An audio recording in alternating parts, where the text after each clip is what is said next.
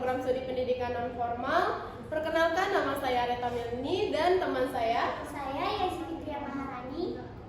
Jadi kami mahasiswa program studi pendidikan non formal. Hari ini saya dan Yezi akan diskusi dan bedah buku tentang sosiologi suatu pengantar.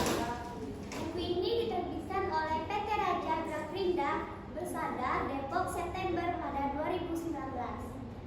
Penulis buku ini yaitu Prof. Dr. Sujono Sukanto dan Dr. Budi Sulis Yowati MA.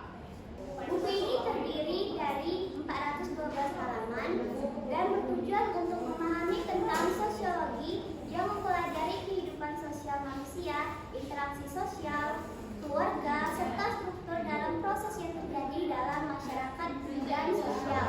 Dalam buku ini juga menjelaskan berbagai teori dasar yang mendasari sosiologis seperti tentang anak, remaja, dan banyak lagi.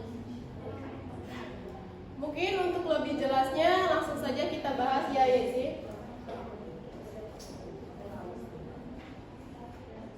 Mungkin boleh langsung Yesi untuk pembahasannya.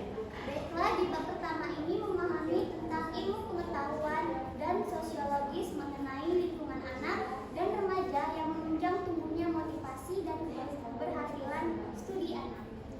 Oke, sebelum lebih jauh, mungkin bagaimana sih definisi sosiologi dalam pandangan buku ini?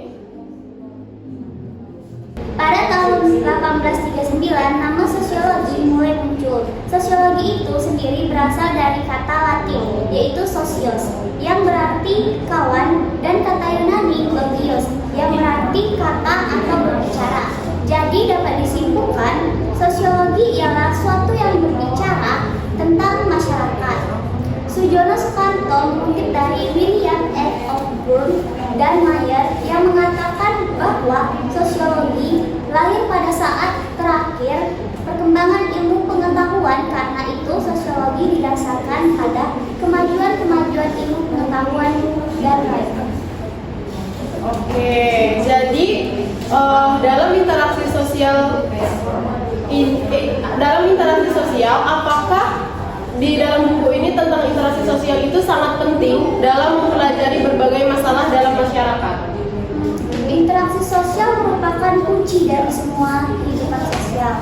Karena interaksi sosial yang membentuk kehidupan bersama dalam masyarakat, interaksi sosial merupakan faktor utama dalam kehidupan sosial. Interaksi sosial juga merupakan bentuk umum dari proses sosial. Bahwa interaksi sosial adalah hubungan-hubungan sosial yang dinamis yang menyangkut hubungan antara orang-orang perorangan atau kelompok-kelompok manusia maupun antara orang perorangan dengan kelompok manusia lainnya. Interaksi sosial dapat terjadi ketika dua orang bertemu, saling menegur, saling berjabat tangan, saling berbicara. Ini merupakan bentuk-bentuk interaksi sosial. Interaksi sosial tidak akan mungkin terjadi apabila manusia mengadakan hubungan yang langsung dengan suatu yang sama sekali tidak berpengaruh terhadap sistem sarafnya. Berbagai akibat interaksi sosial didasarkan pada berbagai faktor, yaitu faktor imitasi, faktor sugesti, faktor identifikasi, dan juga faktor simulasi. Oke, sudah sangat lengkap sekali ya dijelaskan oleh Yezi. Mungkin selanjutnya kita akan diskusi mengenai materi selanjutnya. Nah, di pembahasan ini ada tentang tinjauan sosiologi mengenai lingkungan anak dan remaja yang menunjang tumbuhnya motivasi dan keberhasilan studi anak loh.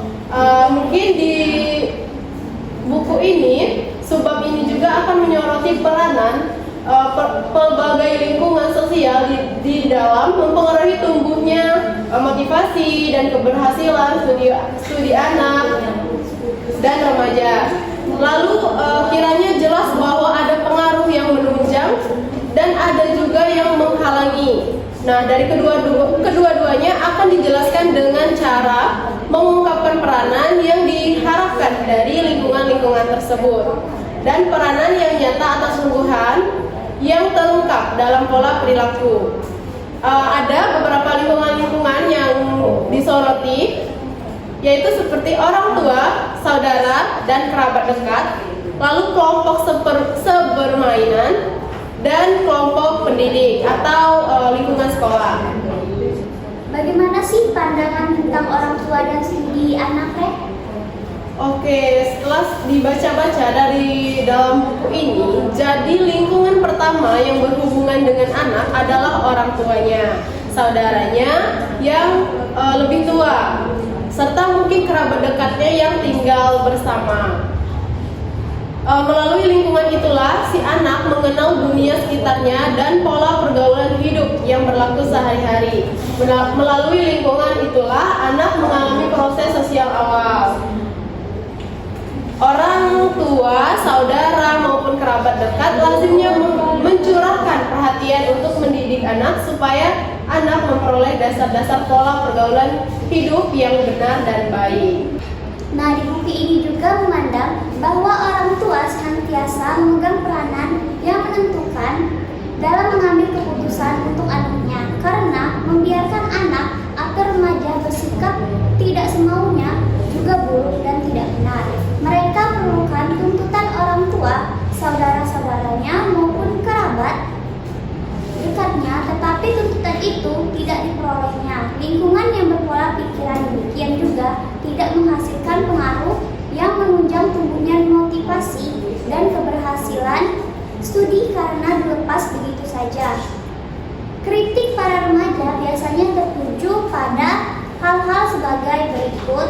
Yang pertama itu, orang tua terlalu konservatif atau terlalu liberal. Yang kedua, orang tua hanya memberikan nasihat tanpa memberikan contoh yang mendukung nasihat tersebut. Yang ketiga, orang tua terlalu mementingkan pekerjaan di kantor, organisasi, dan lain sebagainya. Dan yang keempat, orang tua mengutamakan pemenuhan kebutuhan materi berkala. Selanjutnya yang kelima, orang tua lazimnya mau memenangnya sendiri, artinya tidak mau menyesuaikan diri dengan kebutuhan dasar remaja yang mungkin berbeda. Oke, mungkin terima kasih ya Yazi. Jadi bisa kita simpulkan teman-teman bahwa buku ini memberikan pemahaman dasar tentang sosiologi mengenai lingkungan anak dan remaja yang menunjang tumbuhnya motivasi dan keberhasilan studi anak. Yang sangat penting bagi kita juga untuk memahami kehidupan sosial di keluarga dan sosiologi. Kita jadi lebih peka terhadap berbagai perubahan dan interaksi sosial yang terjadi di sekitar kita. Ya, betul sekali. Buku ini memberikan gambaran yang jelas dan aplikatif tentang sosiologis. Jadi, bagi siapapun yang ingin memahami dunia sosial dan fenomena yang terjadi dalam keluarga, buku ini sangat direkomendasikan. Oke, untuk teman-teman, jadi buku ini juga sangat cocok ya, seperti Yezi sampaikan tadi, untuk memahami dunia sosial dan fenomena yang terjadi dalam keluarga. Mungkin teman-teman itulah tadi pembahasan tentang kita mengenai sosiologi suatu pengantar. Semoga bermanfaat dan bisa menambah wawasan tentang sosiologi dalam keluarga. Mungkin itu saja, sampai jumpa di diskusi dan bedah buku selanjutnya. Kami akhiri. Wassalamualaikum